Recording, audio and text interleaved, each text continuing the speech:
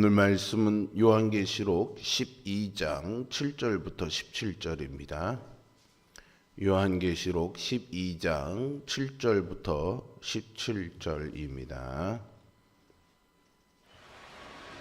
하늘에 전쟁이 있으니 미가엘과 그의 사자들이 용과 더불어 싸울세. 용과 그의 사자들도 싸우라.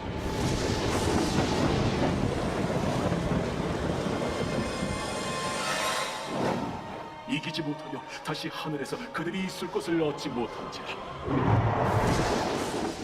큰 용이 내쫓기니 옛 뱀, 곧 마귀라고도 하고 사탄이라고도 하며 온 천하를 꿰는 자라. 그가 땅으로 내쫓기니 그의 사자들도 그와 함께 내쫓기니라. 내가 또 들으니 하늘에 큰 음성이 있어 이르되, 이제 우리 하나님의 구원과 능력과 나라와 또 그의 그리스도의 권세가 나타났으니 우리 형제들을 참소하던 자, 곧 우리 하나님 앞에서 밤낮 참소하던 자가 쫓겨나고 또 우리 형제들이 어린 양의 피와 자기들이 증언하는 말씀으로써 그를 이겼으니 그들은 죽기까지 자기들의 생명을 아끼지 아니하였다. 그러므로 하늘과 그 가운데 거하는 자들은 즐거워하라. 그러면 땅과 바다는 화 있을진저. 이는 마귀가 자기의 때가 얼마 남지 않은 줄을 알므로 크게 분내어 너희에게 내려갔으니. 용이 자기가 땅으로 내쫓긴 것을 보고 남자를 낳은 여자를 박해하는지라. 그 여자가 큰 독소리의 두 날개를 받아 광야 자기 곳으로 날아가 거기서 그 뱀의 낯을 피하여 한 때와 두 때와 반 때를 양육받으며 여자의 뒤에서 뱀이 그 입으로 물을 강같이 토하여 여자를 물에 떠내려가게 하려 하되 땅이 여자를 도와 그 입을 벌려 용의 입에서 토한 강물을 삼키니 용이 여자에게 분노하여 돌아가서 그 여자의 남은 자손 곧 하나님의 계명을 지키며 예수의 증거를 가진 자들과 더불어 싸우려고 바다 모래 위에 서 있더라. 아멘. 세상에 여러 가지 싸움이 있지만 그 중에 가장 중요하고 치열한 싸움은 영적 전쟁입니다. 우리 영혼과 교회 공동체를 위협하는 마귀와의 전쟁이지요. 이 싸움은 혈과 육의 싸움이 아닌 영적 전쟁이기에 성령의 능력과 영적인 지혜가 절대적으로 필요합니다. 7 나팔이 모두 울렸고 7 대접의 최후의 대재앙이 시작되기 전 12장은 새로운 장이 시작됨을 알리는 중요한 역할을 합니다. 말세의 7 인물이 12장에서 15장까지 등장하는데 먼저 12장 앞부분에서는 5 인물 중에 셋을 소개했습니다. 이제 요한은 12장 후반부에 2 인물을 추가해 미래에 있을 교회를 향한 박해와 순교를 예고합니다. 하늘에서는 사탄과 그의 무리가 땅으로 쫓겨날 것이며 내쫓긴 무리는 땅 위에 여자를 박해하고 여자의 후손과 더불어 또 다른 전쟁을 벌일 것입니다. 교회는 이 박해와 순교를 각오하며 장차 임할 환난을 믿음으로 대비해야 합니다. 사탄은 끊임없이 교회를 공격합니다. 하나님 앞에서 밤낮으로 참소하며 거짓과 관계로 성도의 삶을 무너뜨리려 합니다. 그러나 사탄은 분명히 패배한 존재입니다. 우리는 궁극적으로 승리할 것이고 오늘의 삶에서도 승리할 수 있습니다. 날마다 승리할 수 있는 비결이 무엇일까요? 오늘 본문을 통해 위로와 격려와 힘을 얻는 은혜가 우리 모두에게 있기를 바랍니다. 본문에는 2개의 전쟁이 각각 하늘과 땅에서 벌어집니다. 먼저는 천사장 미가엘과 그의 사자들이 용과 그의 사자들과 싸워 사탄과 그의 무리를 땅으로 내쫓지요. 사탄은 하나님 앞에서 거룩한 성도들을 밤낮으로 참소하는 자입니다. 하늘에서 일어날 전쟁을 예언하는 이 단락은요, 전쟁의 상황을 알리는 전반부인 7절에서 9절 사이와 전쟁 결과에 대한 찬미인 후반부 10절과 12절로 나눕니다.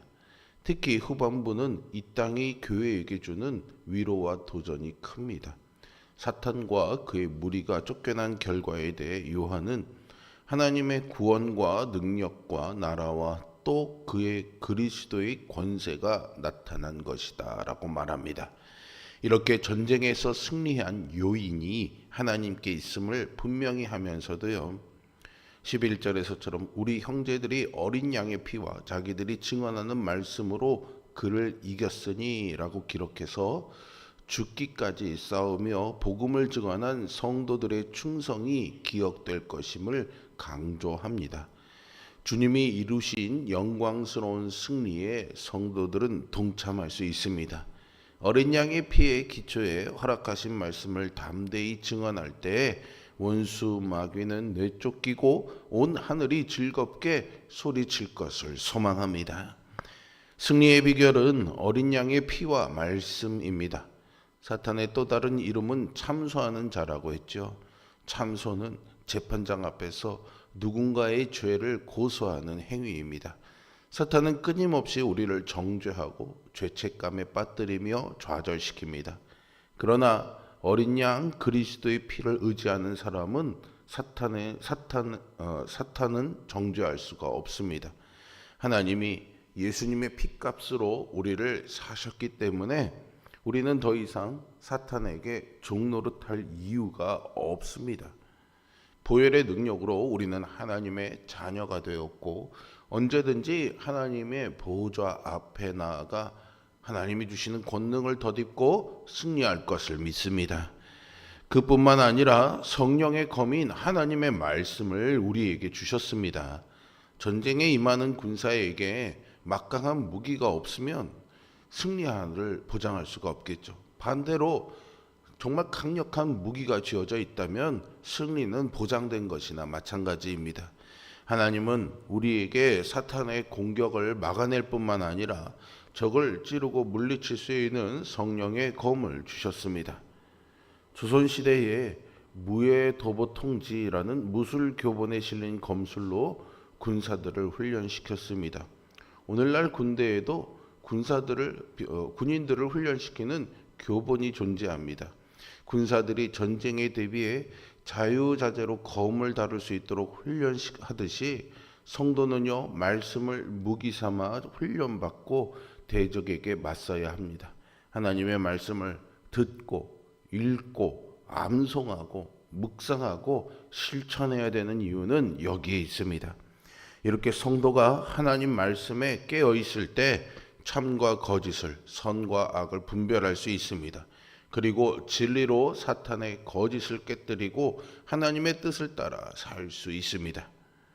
하나님의 말씀인 성령의 검으로 온갖 사탄의 공격들을 막아내고 하나님을 기쁘시게 하는 삶을 사는 우리 모두가 되기를 주님의 이름으로 축복합니다. 사탄이 쫓겨나 하늘이 즐거워해도요, 사탄과 졸개들이 내몰려 내려간 땅과 바다에는요, 화가 있을 것입니다. 쫓겨난 무리는 분을 품고 남자를 낳은 여자, 즉 주님이 택하시고 남겨놓으신 자들을 박해할 것입니다. 사탄은 자신이 패배해 무적행에 영원히 처해질 것을 잘 알기에 포기하지 않고 끝까지 하나님의 계획에 반역하여 주님의 백성을 괴롭히려는 시도를 멈추지 않습니다.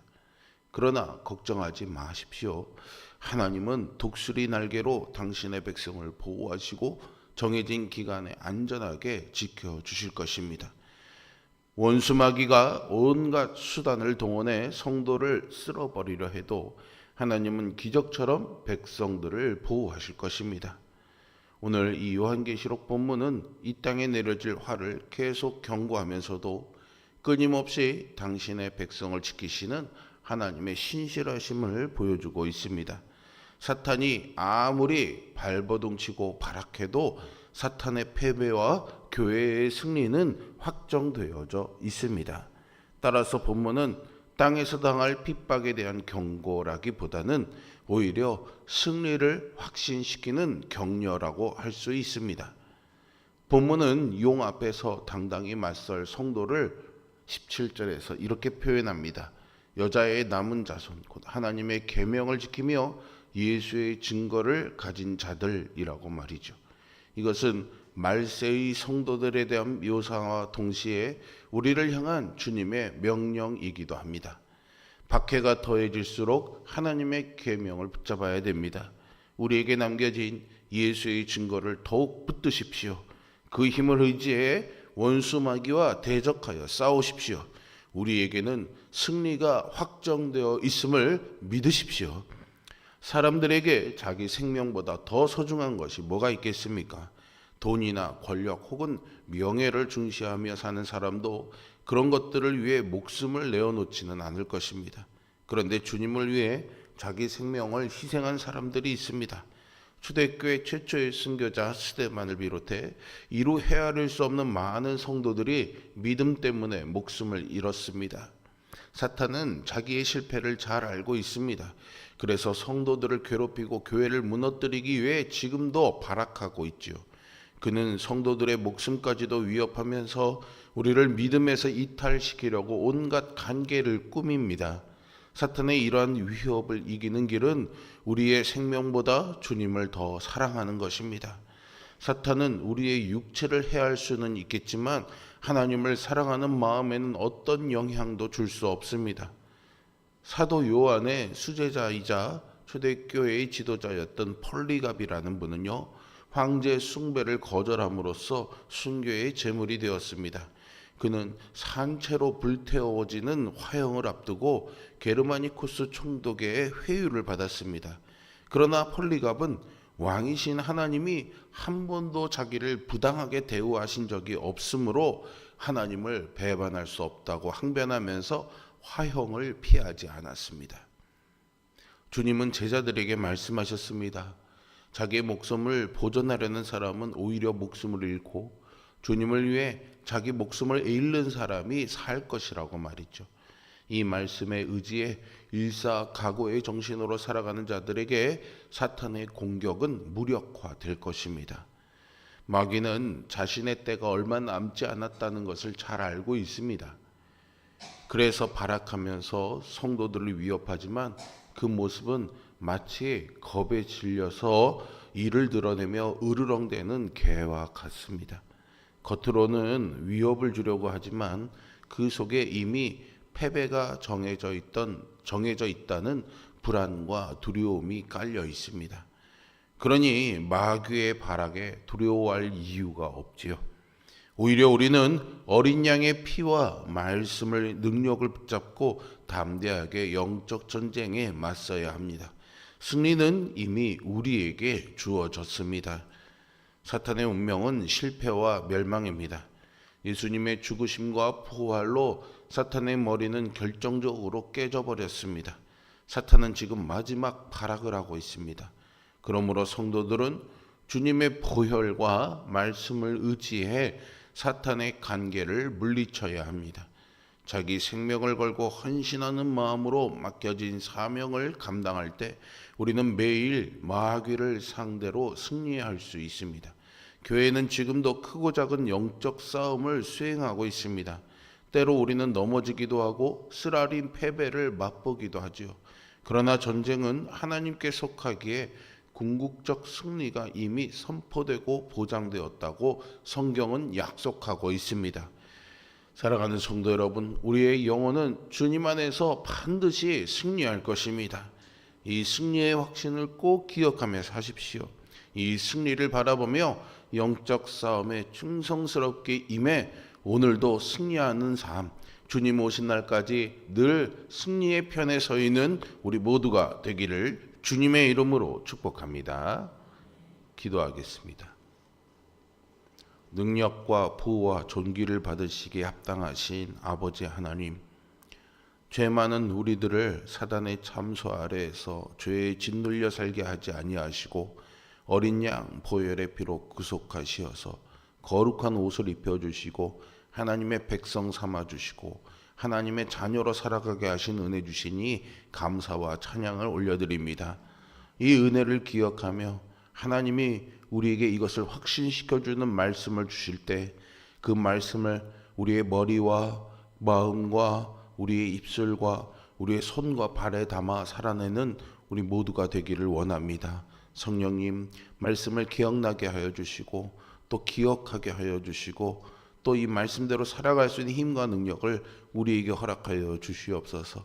점점 어둠과 이제 종말의 가까움을 보며 할 때 더욱 그리하는 우리들이 되게 하여 주시어서 오늘 하루의 삶에서도 승리하는 우리가 되게 하여 주시고 주님 오시는 그날까지 어떤 박해와 위협과 마음의 흔들림이 우리를 넘어뜨리려 할지라도 사탄의 관계에 넘어가지 아니하고 말씀 위에 서서 어린 양 보혈의 피를 의지하여 승리하는 삶을 살아가도록 우리와 함께하여 주옵소서.